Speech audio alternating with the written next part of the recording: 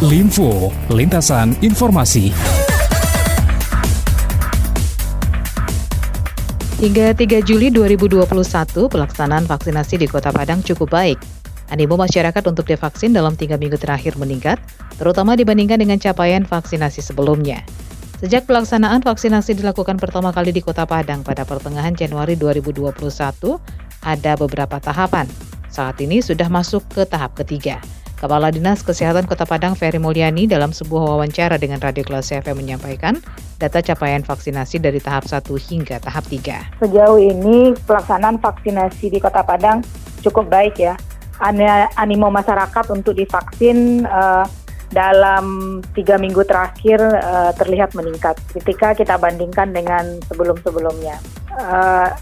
Karena kita Kota Padang termasuk daerah yang sasarannya cukup tinggi dan kasus COVID-nya juga cukup tinggi. Nah, vaksinasi yang sudah dilakukan sejak awal pertama kali vaksin di Kota Padang 15 Januari, ada beberapa tahap ya, tahap 1, tahap 2, dan tahap 3. Sekarang sudah masuk kita ke tahap 3. Di tahap 1, sasarannya adalah tenaga kesehatan. Nah, alhamdulillah untuk tenaga kesehatan, capaian kita di atas 100%. Artinya rata-rata petugas kesehatan sudah divaksin.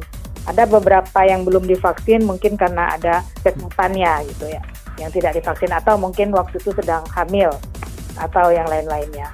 Kemudian di tahap 2 itu vaksinasi untuk lansia dan petugas publik. Dari sasaran lansia dan petugas publik kita ini, untuk petugas publik sampai hari ini sudah 73,95% petugas publik yang kita vaksin. Petugas publik ini terdiri dari ASN, TNI, Polri, kemudian orang-orang yang bekerja melakukan pelayanan terhadap publik di BUMN, BUMD, pegawai bank, kemudian yang di pasar, yang bekerja di terminal, kemudian kita juga memvaksin Grab, kemudian ojek, nah Gojek ya, termasuk jurnalis. Kita juga sudah beberapa kali melakukan kegiatan bersama IJTI, kemudian ada jurnalis-jurnalis lokal lainnya yang juga kita lakukan vaksinasi. Nah, kemudian di tahap 2 itu juga ada lansia.